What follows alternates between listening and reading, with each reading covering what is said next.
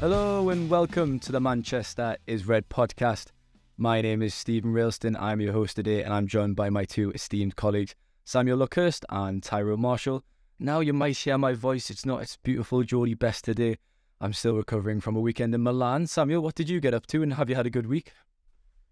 I've been at games, I think, whilst you've been at a game. It looked like you were at the San Siro. Yes, indeed. But other than that, it's been a busy week with deadline day and other newsworthy matters. Of course. And Tyrone, how are you? I'm good, thank you, Stephen. I'm good. I like your efforts to claim that you're still suffering from a weekend in Milan rather than Tuesday night at the big market. But I'm sure we'll come on to that. Yep, of course. We'll get stuck into that a bit later on the podcast. United will play Newcastle in the final of the Carabao Cup later this month. But we'll just start off with the big breaking news from Thursday afternoon. Greater Manchester Police announced that criminal proceedings have been discontinued against Mason Greenwood. All charges have been dropped against him. Now, we're not going to get into this too particularly for legal reasons, obviously, but United did respond a few hours after that was announced. I'll just read the statement for anyone who hasn't saw it. So, Manchester United notes the decision of the Crown Prosecution Service that all charges against Mason Greenwood have been dropped. The club will now conduct its own process before determining the next steps. We will not make any further comment until the process is complete. Now, Samuel, you were obviously at the press conference on Friday. We are recording on the Friday afternoon. You've just come back, hence your attire. What was said at that press conference? Because Ten Hag was obviously going to be asked about the matter.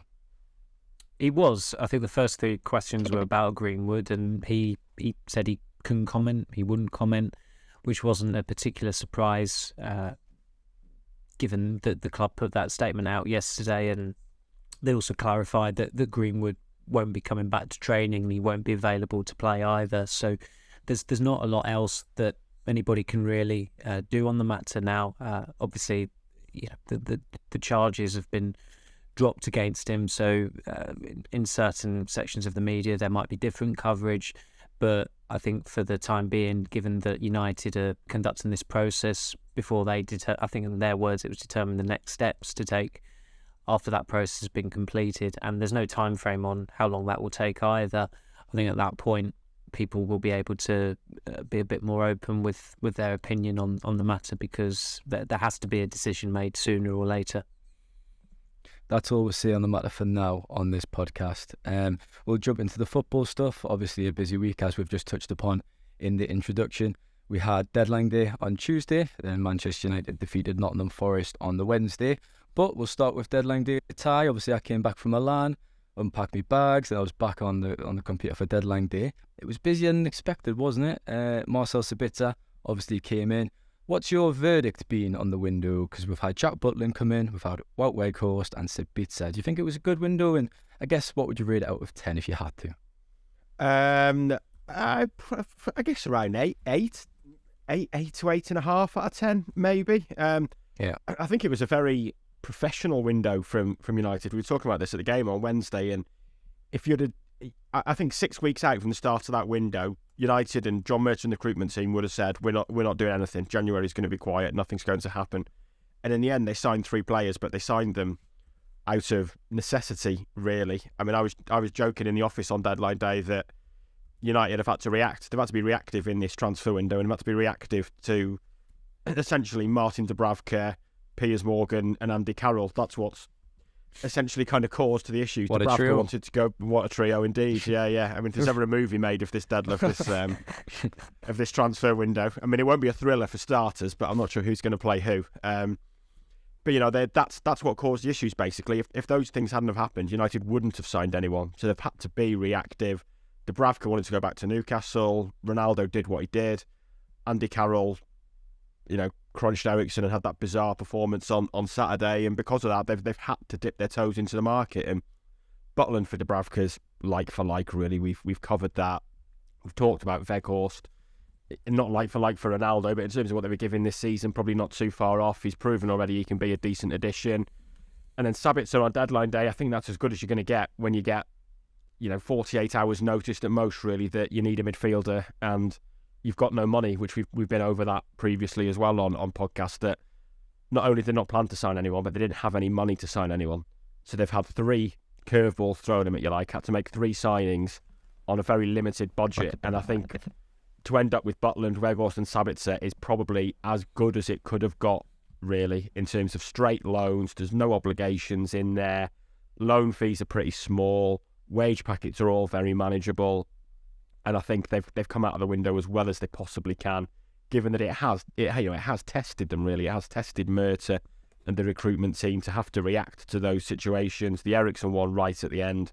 So yeah, I would say, it feels strange to be giving a window where United signed Butland, Weghorst and Sabitzer a high number, but in terms of the way the club have conducted themselves and reacted to those situations, I think it's got to be an 8.5, really, because they have come out of it well, when in reality it could have gone against them. They could have ended up with no striker. They could have ended up with no Eriksson replacement.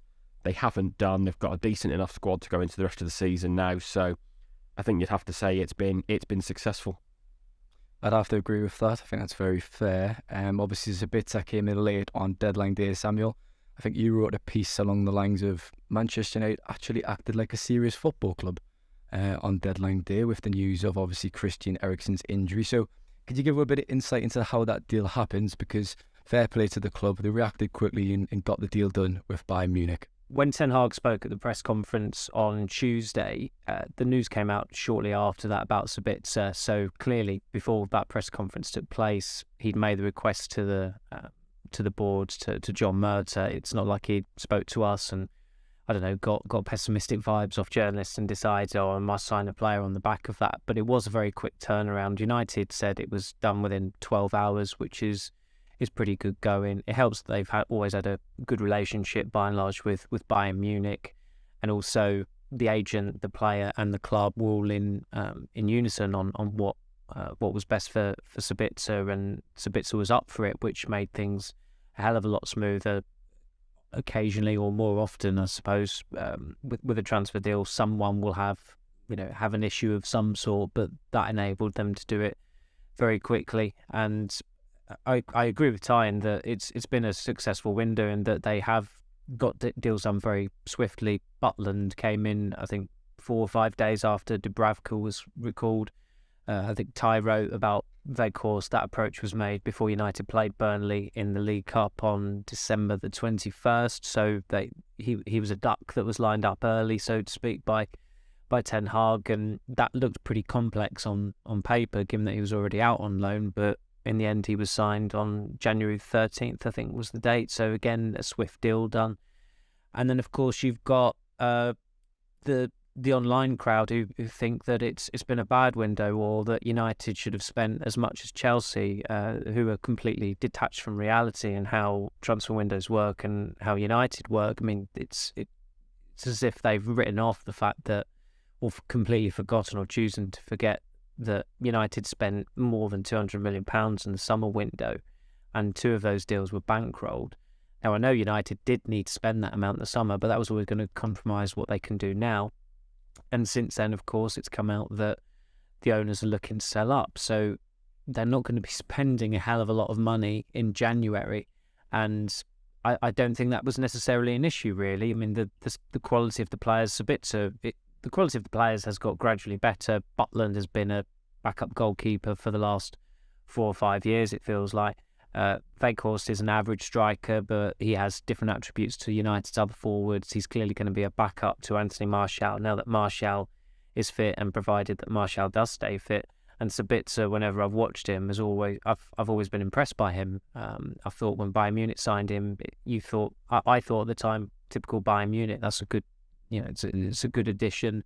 There's clear foresight there. So for United to have got a quality player like that in at the 11th hour is good going. So some of the pessimism that has been forwarded to me, I'm completely gobsmacked by. I think one of the sample comments was, because clearly someone was moaning about that United took as long as they did to sign a midfielder, even though Eriksen's injury was it was on the Saturday, the deadline day was on the Tuesday, and they said, they knew that Donny was injured at the start of the month. Well, whoever said that Donny van der Beek was a key injury? I mean, I think his status in the squad was reflected by the fact that there was no real rush to go out and get a replacement in. And I know Ten Hag mentioned the other day that Van der Beek was injured, so that was factored into it, but his injury was inconsequential. Eriksen's injury was significant, and they did need to do something there. And of course, the fact that McTominay is out for a number of weeks as well made it even more urgent. But Eriksen was the key injury there. And to be honest, I'm not being, this is not me being in Pravda mode at all or anything. I mean, all of us on this podcast have been extremely critical of United. The way I always say it is that the Emian is the most critical of United, and it's also the most praiseworthy when praise is deserved. We've all, done pieces, lambasting various aspects of the club. We don't need to justify ourselves in that sense at all. But when United have done something right, they deserve to be praised, and I thought they got the window pretty spot on in the end. So, these fans can carp on all they like, but they're lucky that they got 3 signings as it is. After 10 minutes in, Ty, so we'll actually talk about some football on the pitch, should we? Because there was a game on Wednesday night at Nottingham Forest at Old Trafford. United are through to the final of the Red Bull Trophy. The Carabao Trophy. It's the Carabao. There was goals from Marcel and Fred on the night, 5-0 on aggregate, so a very, very comfortable 2-leg result. Were you surprised in how comfortable it was across those 2 games, and did we learn anything from that apart from get in, Man United, for the fans, they're in a final, it's a great day out for them? I'm not sure we learned too much from Wednesday night, and I suppose there was a couple of interesting-ish tactical things. Samuel will probably know why I'm laughing here. Were there? But yeah. I mean, the Ten Hag was asked about post-match, and playing Sancho as a number 10 and moving Fernandes to the right, playing Lindelof as defensive midfield, both things that Ten Hag kind of hinted at could happen in future going forward. Certainly the Sancho as number 10 I think is interesting. He did play there a fair bit for Dortmund. I don't think we'll see Lindelof playing instead of Casemiro very often, but it is an option to give him a rest for 10 or 15 minutes in games, I guess. But over the course of the 180 minutes, I don't think we learned much apart from the gulf in class between newly promoted Nottingham Forest and United is pretty big. Forest are missing some key players. Not having Dean Henderson was obviously a blow for them. Second leg, they missed Morgan Gibbs-White, then had Lingard injured in the warm-up. I think that was a huge blow. But had Morgan Gibbs-White been available, I don't think they were going to win 4-0. I think the game was already over. So yeah, I don't think we'll learn much apart from United are turning into a very good, very professional team. They are making light work of these opponents. The games are, especially at Old Trafford, the games are just very drama-free at the moment, which is unprecedented really in recent years. They're on this 12-game winning streak at home at the moment. The vast majority have just been comfortable wins, really. 2-0, 2-0, 3-0, 3-1. There's been no, I think off the top of my head, there hasn't been much drama in those games, much late drama. It's all been fairly serene, and that's what it was like home and away. The away leg, they started well, scored first, took control, and beyond that, Forest never looked like getting back into the tie, really. So yeah, just very, very, very simple. It didn't really feel like a semi-final at all, to be honest, especially the second leg. Nothing happened until those substitutions on the hour mark, really. We were saying at half-time that you don't, from a writing point of view, you didn't want Forest to be 2-0 up and causing you any headaches, but at the same time, it would be nice for United to have gone and killed it off. It took them a while to do, but yeah, it was just supremely routine, really. And it partly, I think this didn't feel like a semi, and partly the sort of mentality of United now that even the final whistle, there was just a few handshakes, claps to the crowd, off we go. And you compare it with St James's Park on Tuesday night when Newcastle, I think, might still be doing a lap of honour. That PA system turned up to 11. It looks like, and I know there's more emotional factors with Newcastle here in terms of not getting to a final for ages and things like that, but it looked like the final was the end goal for Newcastle and just part of the journey for United, really. Did they play the Saudi Arabian national anthem as well? Stephen, can you confirm? No comment. I'll just say to the listeners, if you're watching on YouTube, go back in Tyrone's answer there, listen very carefully, and watch Samuel's face. If you can notice the moment that Samuel smiled. Just go back and have a look at that there. Fred and Casemiro started in midfield, Samuel, with Bruno Fernandes. Ten Hag said at his press conference today that Sabitzer will be involved against Palace tomorrow. Going forward for the rest of the season, what midfield three do you think is likely to start the most? Do you think we could see, because Eriksen was undroppable almost, do you think Sabitzer could kind of take up that role, or do you think we'll see more of Fred? Well, Sabitzer's more attack-minded than Fred, although Fred has probably had his best run of form for United as an advanced midfielder. He was one of the few who emerged from the Rangnick reign with any credit. Rangnick seemed to settle on Fred playing further forward, being the best use of him, and he had a number of good games there, and he became more of a goal threat playing that way as well. And I think he's got 4 goals already this season. He's actually had a good season where he's not been as overexposed as he was under previous regimes. I think United probably better maximised him as a player, and his limitations haven't been as obvious because he's not necessarily been used sparingly, but he's being used at the right times. When he's coming on in games, he's having good impacts. When he starts, he's usually performing, bar the aberration at Brentford, I suppose. So I think he's got enough credits in the bank to keep his place until really he loses form, if that does indeed happen, or there's a call for rotation. I mean, United are playing Leeds next week, and Fred scored home and away against them last season. Leeds, I know they're under a different manager now in Jesse Marsh, but they're still a very porous team. So I think Ten Hag would be inclined to keep Fred in for those games. But then, ties down the piece today, and we've spoken about it a hell of a lot. In terms of the games coming up, it's impossible to be starting players in all of those games. There are very few, I think, who can really withstand this taxing period that's coming up. A few of us spoke to Fernandes in the tunnel the other night, and he again conveyed what he said before, that he won't be happy if he isn't starting games. He said he's not happy if he doesn't complete 90 minutes, and that's the right mentality to have. But as a manager, you've got to be quite sensible with that. And Sabitzer, it helps that the balance of the midfield is aided, I think, by him coming in, because he is probably a more attack-minded midfielder than Fred. Fred is slightly more attack-minded than Casemiro, and Casemiro is still one of the best attacking midfielders, yet is also probably the best defensive midfielder around. So just going off those three, United are in a good place there, and obviously McTominay, I think he has been found out this season, but as a squad player, he's fine, and it doesn't sound like he's going to be out for too long. Ten Hag spoke about weeks. I think he did mention 1, 2, and 3 in the sentence, so it's unclear exactly how long McTominay will be out for. But for now, I think Fred, given that he's been a pretty good player for United, and also, as Ten Hag noted, he's got a very good rapport with Casemiro from the number of times they've played together for the Brazil national team, to the point that it was slightly surprising that Fred didn't start the World Cup in midfield for Brazil. Then logically you go with them two for the foreseeable and upcoming games. But it'll be interesting to see how Sabitzer is integrated into the team and what kind of impact he makes going forward. Now, Tyrone, I messaged you before the podcast. I messaged both of you, and we were discussing briefly the running owner. And Ty, you made a very good point about the fixture list in February. And my birthday is in this month, so just that's worth remembering amongst all the busy fixtures. But United have 6 games, including obviously the weekend's game against Palace, league up to the final, and Newcastle have 3. United also play Barcelona in the second leg of that Europa League match 3 days before the final. So it's not going to be an easy month.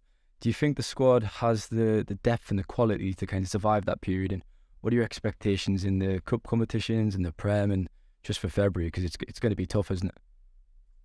Yeah, it's going to be a really difficult month. I don't think there's any doubt about that. When you think, like you say, I think it's 8 games in total from the one they played on Wednesday night to that final. Leeds twice, Barcelona twice, ending in a final. It's going to be really taxing. And Samuel mentioned the piece I wrote before. I said if they finish, if February was to end and they were 3rd in the league, into the Europa League last 16 and winners of the Carabao Cup, it would be a phenomenal month, really. Yeah. There's no doubt about that. They've got 2 very winnable home games in the Premier League, Palace and Leicester, which the way they're playing at Old Trafford should be relatively comfortable. But even the Leeds double-header, Leeds are I guess you'd have to say they're in a relegation battle again, but they're always hard games against them. They're a hard running team. They take a lot of energy from you. And for United, those games obviously come with an edge. Excuse me. To be playing them Wednesday and Sunday is obviously a difficult back-to-back fixture list. Ten Hag was asked in his press conference on Wednesday after the game about playing Barcelona on the Thursday and then the final on the Sunday. And I think we know enough by now that he's not the type of manager to cry an excuse in, especially before things have happened. And he kind of said it's all about attitude and mentality, and did mention that he'd had that before with Ajax, and they played the Dutch Cup final after they'd won at Tottenham in the Champions League semis in 2019 and won both games. That was a Tuesday-Sunday turnaround, but at the same time the European game was away, whereas United is at home this week. I think he made 3 changes there, and I think what we're probably not going to see during this month is wholesale changes. I think it's pretty clear now he doesn't do rotation for rotation's sake. I think we were all stunned to see Casemiro play on Wednesday and to then play 80 minutes. The players who it just seems are essentially undroppable. So if we see rotation, I think it's going to be 1 or 2 changes here and there.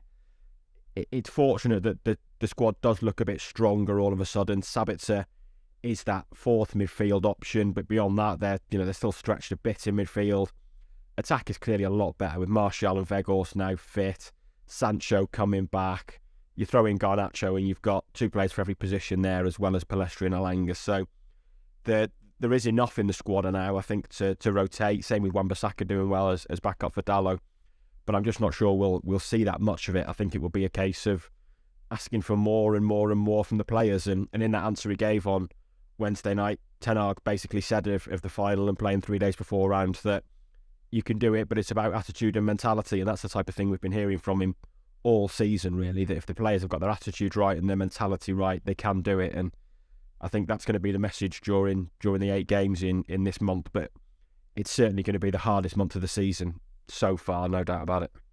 I think you're right about Leeds. Whenever I watched them this season, I thought they've been alright, but they just don't pick up results, do they? They just don't really win games.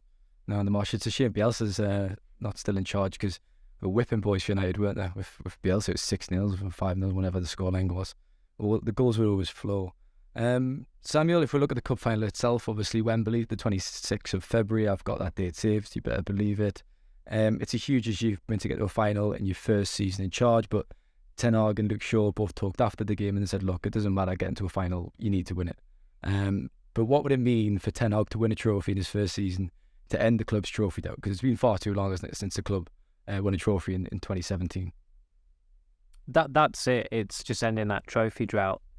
That's probably the most important aspect about it, because it's not a coveted competition. It's not seen as a competition that is particularly meaningful to United. It's become more meaningful to them in the last 16 years or so since they won it in 2006, because again, there was a mini drought at the time. Back in the days when if they didn't win a trophy in a season, it was an end of days really, and that had been the case in 04-05. So in the 05-06 season, they treated the League Cup a lot more seriously than they had done in the majority of previous seasons under Ferguson.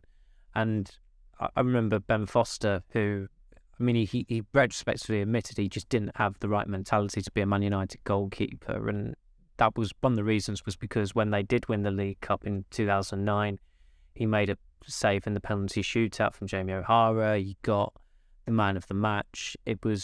This is how long ago it was now. It was seen as quite revolutionary that as he was preparing for the shootout, the goalkeeping coach Eric Steele showed him Tottenham players' spot kicks on an iPod, as it was back then. I don't think iPods even exist anymore. And that was seen as real ahead of the curve technology. And obviously he was basking in the glow of winning his first trophy for Man United and being man of the match. And I remember he gave an interview retrospectively where he said, later on, I think it was after he moved to Birmingham, and he said how shocked he was that there wasn't an open top bus parade because they'd won the League Cup. Now United, because of the council, a pretty bitter council as well, the previous year didn't even do an open top bus tour when they won the Premier League and the Champions League. So the League Cup is seen as another fixture, as cliched as that sounds. Obviously, it is a lot more important this season than it has been in previous finals. As far as United, finals and the League Cup go for them, it's difficult to think of a more a more significant one, and that's because of the trophy drought. So, at the risk of quoting that this means more guff from Liverpool that they've seemed to have copyrighted, it probably does for Newcastle, because they don't get to finals particularly often. This is their first final since '99. They've not won a major trophy since 1969, I think it is. It's interesting symmetry that their last final was against United at the old Wembley as well. So there's a lot more going on at the Newcastle side of things than for United, and that's despite the fact that this is still by far and away the best chance United have of winning a trophy this season. But it's all about just ending that drought as soon as possible, because if it gets to 6 years, or if it goes beyond 6 years, then you're in the territory of it being us guys writing this is their worst trophy drought since between the European Cup in '68 and winning the FA Cup in '77. And of course, that period included a relegation. I don't think United are in danger of getting relegated anytime soon, but they desperately need a trophy in as quickly as possible, a new attraction in the museum. And of course, I think if they get top 4 this season without winning a trophy, you can say it's a moderate success. But if you've got Champions League qualification with a trophy, it's an undeniable success. And Ten Hag is clearly very driven to achieve that. It should be a cracking atmosphere, I think, at Wembley later this month, and a cracking game. In terms of what we actually are expecting from the game, Ty, both sides really well defensively drilled, solid at the back. I think they've both got 16 clean sheets apiece now, which is actually the joint most in Europe's top 5 leagues. So that shows the kind of job Ten Hag's done at the back, especially after last season, and of course Eddie Howe in the North East. So what are you expecting from the game? United are obviously heading into it favourites. They've got the tournament pedigree, the competition pedigree. They've got the history on their side. So do you think it's a case of, the trophy's coming back to Manchester, dare I say it? I don't think it'd be that easy, to be honest. I think we've all seen what playing Newcastle is like for big clubs this season. We saw it at United when they made it. I think they're the last team to stop United winning at Old Trafford. Saw them what they did at Anfield. Saw what they did at Arsenal. It's not a pleasant experience. Eddie Howe at Bournemouth was basically a team who played good football but were a soft touch against the bigger sides. And then he's had this time out of the game, has been to see Diego Simeone at Atletico and basically produced one of the biggest heel turns since Triple H. It's absolutely bizarre, really, the way they've just changed and become this horrible, spiteful, time-wasting team. And fair play to him. It's getting results, and it's you'll know better than me, Stephen, but it's uniting the fan base against them, especially at a time when Samuel mentioned the Saudi Arabian national anthem before. Everyone suddenly has a reason to dislike Newcastle, and legitimately, as some might argue. But Howe is kind of fostering this spirit of us against them, and everyone's out to get us. And you're seeing it on the pitch with the way they play, and especially against big teams. We saw it in the semi-final and second leg against Southampton. I mean, the amount of time wasting at the end was tedious. It was brilliant. And it's just not what you expect from an Eddie Howe team. For you.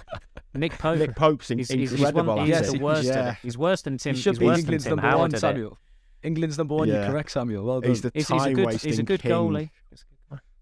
He is a good keeper, definitely. So yeah, I don't think they're going to go to Wembley and make it a nice experience. If Manchester United want that trophy, I can see it being a very tight game, and I think we've seen enough for Newcastle this year to know that they can compete with these teams on their day. Like we say, they're going to be backed by a loud following there. It's going to mean an awful lot to them. So I don't think anyone really thinks it's going to be a walk in the park for Manchester United. Yeah, I could see a very similar game to the 0-0 in October at Old Trafford. It was cagey, it was tight, and I could see that again at Wembley. It has the makings of extra time, Samuel, certainly. It does, doesn't it? Yeah, I thought that. I said that.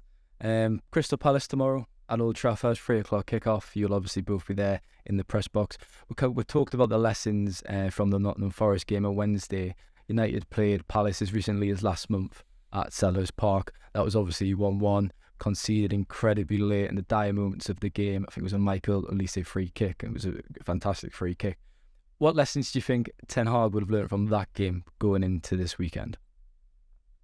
Well, it was interesting today that he was more critical about that performance than he was at Selhurst Park at his post-match press conference, he described it as a bad performance and said that United were 90% at it, which on another day it might have got a bit more traction, but it's clearly a case of that he's gone through the game and he's analysed it, and he's probably seen a lot more things that he disliked than he saw at the time. And look, they were far too casual in that second half. They got the goal at a brilliant time, but they were complacent for almost the entirety of the second half until Elise scored, and then United were direct and almost could have got a late winner for that opportunity for Casemiro. But it was just peculiar that their game management was a case of, well, we're just going to keep the ball, we're going to not be particularly creative, not overexert ourselves, and you can't do that. And Palace got a lift from the substitutes that Vieira made, and in the end you couldn't begrudge them their equaliser, because United had completely invited it onto them, and there was no point. Again, some United fans, I think, were complaining about certain decisions in that game, but ultimately, when you go to Palace and you're in that situation, you're in that position where you're 1-0 up at half time, and they must have had over 60% of the ball that evening as well. They really did throw it away, and that was, I think, that for United, that must have been the more galling of the two results that they had that week, given that 4 days later they conceded another late goal at Arsenal and lost that game. So they've got to learn the lessons from that one. Palace have had a reasonably decent record at Old Trafford in recent years. They've had a couple of very good wins there. One of them without a crowd present, so you have to caveat it with that. But they can be a pretty difficult nut to crack. They're not really a pushover as such, I don't think, and they haven't been for quite some time. But it is a game that you expect United to win. There might have to be an element of patience, as there was in the first half at Selhurst a couple of weeks ago, but they did get the goal just before half-time. But they just need to be a lot more ruthless and clinical with their opportunities, and they're still not at that level. They didn't necessarily need to be against Forest, but probably that first leg with that late Fernandes goal, that's as ruthless as United have got all season, because the Fernandes goal that killed the tie. The second 90 minutes were complete irrelevance. There was not, as Ty said earlier, if you were tasked with writing 5 things we learned, you would certainly not be headlining it as 5 things we learned. In regard to the team selection tomorrow then, Ty, Martial's came back in midweek. Ten Hag said after the game that, look, United are a better team when he's fit and when he's in the side. Do you think he'll start over Weghorst, and Diego Dallo is back in training? Wan-Bissaka's done a decent, very good job in the last few weeks. Is it too soon to put him back in? And then lastly, just to end the wider picture, looking ahead, obviously we've discussed February. The bookies have made United heavy favourites for top 4. Is it that simple, and would you kind of agree with that kind of price? Yeah, I'd be very surprised if they don't get top 4 from here, the way they're playing, and just like I said, the professionalism of their performances at the moment. I think they look like a top 4 team. I think they'll probably finish 3rd. I would think that, as long as nothing drastic happens, I would think that's in the bag. In terms of tomorrow, I'd start Martial after Wednesday in that half an hour and take Weghorst out. Weghorst has been thrown in at the deep end, really. I think I'll stick with Wan-Bissaka. Dallo's not played yet. He can come off the bench, and it always feels like a good horses for courses selection for Wan-Bissaka against Palace. I think Zaha's not playing tomorrow, but it kind of got lost in the aftermath of that Palace game. But that tackle he produced on Zaha in the 95th minute or whatever it was amazing, really. And Zaha's post-match reaction on Sky Sports when he was asked about it was brilliant. And even without Zaha, they've got Elise and Eze. They've got some really dangerous wide players with quick feet. So I think Wan-Bissaka probably makes sense, really, when Dallo's still building up his fitness. And you asked Samuel about it before, but on Sabitzer, for me, that I wouldn't be starting Sabitzer. I know Ten Hag kind of teased the possibility in his press conference, but he's played 1 minute since November. I think Ten Hag said he's had 1 training session. It would feel like madness, really, to throw him to throw him straight in on the back of that, when his game is about energy and pressing and closing down. So I think maybe the only change in that regard then for me would be Martial coming in for Weghorst. Do you agree with that, Samuel? Because I've got a feeling that all three of our teams might be the same come Saturday morning when we do our panel. I've already submitted mine, just for the record. It probably will be, as Ty said, where it's such a taxing month. It would be illogical to put Dalot back in when he's probably had about 2 or 3 training sessions at the very most this week. So Wan-Bissaka is fine to continue there. The midfield 2 is unchanged.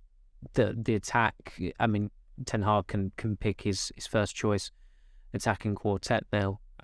And there's good depth there as well, where you've got Sancho back, and I thought Sancho was pretty bright in the week. It was good to hear United supporters chant his name. That never happened before, so he had a good ovation. He looked happy as well, which is an important thing, because Ten Hag, he obviously said it, there were physical issues, but he also did allude to mental matters as well. So to see him happy is it's just, you see anyone happy, that's positive. So to have him as an option to potentially come on and be a game changer is a bonus. And so despite issues in the squad that United have countered with some of the signs that they've made in the winter window, they should still field a very, very strong team at the weekend. Also probably one of their stronger benches for the season.